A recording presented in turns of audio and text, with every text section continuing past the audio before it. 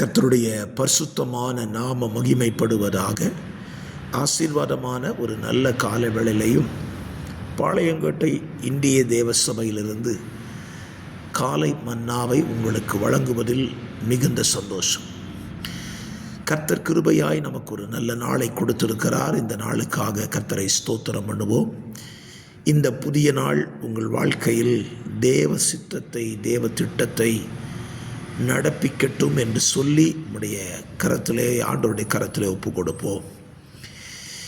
இந்த நாளின் காலை தியானத்துக்கான அதிகாரம் 1 சாமுவேல் 20வது அதிகாரம். இந்த அதிகாரம் 43 வசனங்களை உள்ளடக்கினது.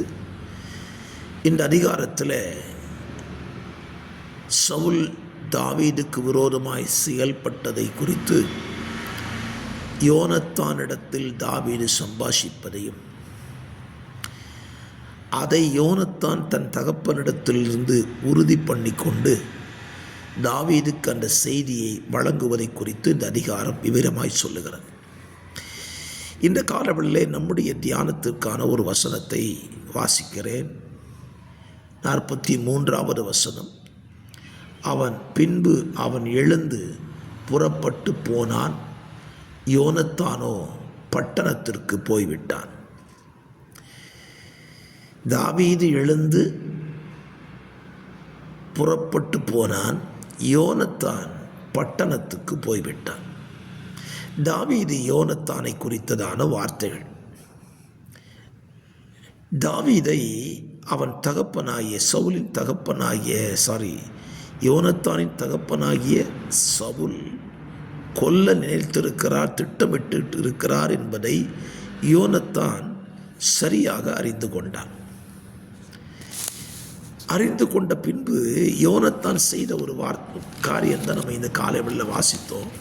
இந்த யோனத்தான் தாவீதை முதல் விசை சந்திக்கும் பொழுது எப்படி இருந்தான்னு பார்த்தீங்கன்னா, ஸ்தோத்திரம் 1 சாமுவேல் 18ஆம் அதிகாரம் 3ஆம் வசனம். யோனத்தான் தாவீதை தன் ஆத்துமாவை போல சிநேகித்ததினால் அவனும் இவனும் உடன்படிக்கை பண்ணி கொண்டார்கள். யோனத்தான் தன்னிடத்தில் இருந்ததான சால்வையை, வஸ்திரத்தை, பட்டயத்தை, வில்லை, கச்சையையும் தாவீதுக்கு கொடுத்திருந்தான்.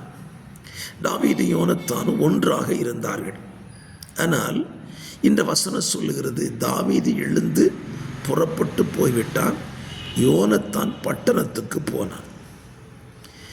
பல நேரத்தில் நம்ம கூட இருக்கிறவங்க இப்படி தான் இருப்பாங்க.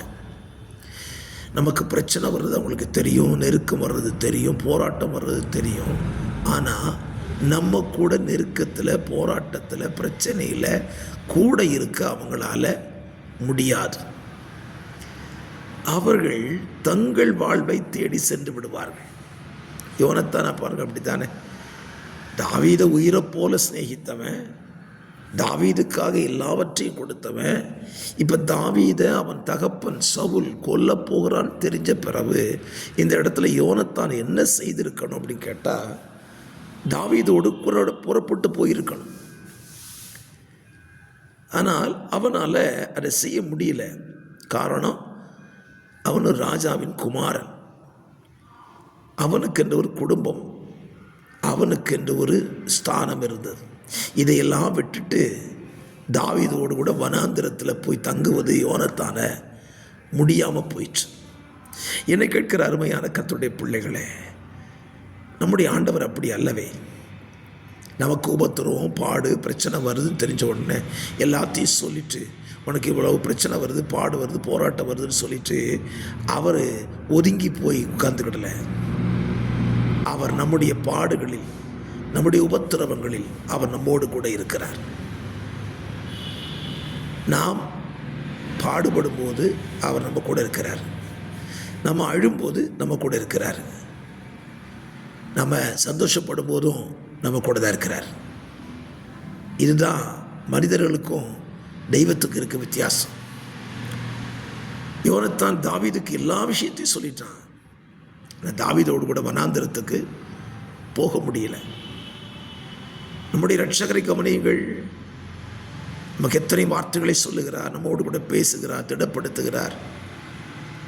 நமக்கு சொன்ன ஒரு வார்த்தை தெரியுமா? நான் உங்களை திக்கற்றவர்களாய் விடேன். உலகத்தில் உங்களுக்கு உபத்திரம் இருக்குது. சீஷரில் பார்த்து சொன்னார், உலகத்தில் உங்களுக்கு உபத்திரம் உண்டு. பச்சை மரத்துக்கு இதை செஞ்சவங்க பட்டை மரத்துக்கு எதைய செய்வாங்க. ஆனால் ஒன்று சொல்கிறேன், உலகத்தின் முடிவு பரியந்தமும் சகல நாட்களிலும் உங்களோடு கூட இருக்கிறேன். நமக்கு வார்த்தையை சொல்லிட்டு நம்ம விட்டு கடந்து போகிறவர் நம்முடைய தேவன் அல்ல. வார்த்தையை சொன்னவர் நம்ம கூடவே இருந்து அந்த பிரச்சனைகளை, அந்த போராட்டங்களை, அந்த நெருக்கங்களை தாண்டி வருவதற்கு கிருபை செய்கிறார். ஆகவே நம்முடைய தேவனைப் போல நாமும் இருப்போம், யோனத்தானைப் போல இருக்க வேண்டாம். பரிசுத்தமுள்ள நல்ல பிதாவே, இந்த காலவெளி தந்த தியானத்திற்காக ஸ்தோத்திரம். நாங்கள் யோனத்தானைப் போல அல்ல, வார்த்தைகளை சொல்லிவிட்டு கடந்து போகிறவர்களாக இராதபடி வார்த்தையோடு கூட சேர்ந்து நாங்கள் பயணிக்க எங்களுக்கு உதவி செய்யும். இயேசுவின் நாமத்தில் ஜெபிக்கிறேன் நல்ல பிதாவே, ஆமென்.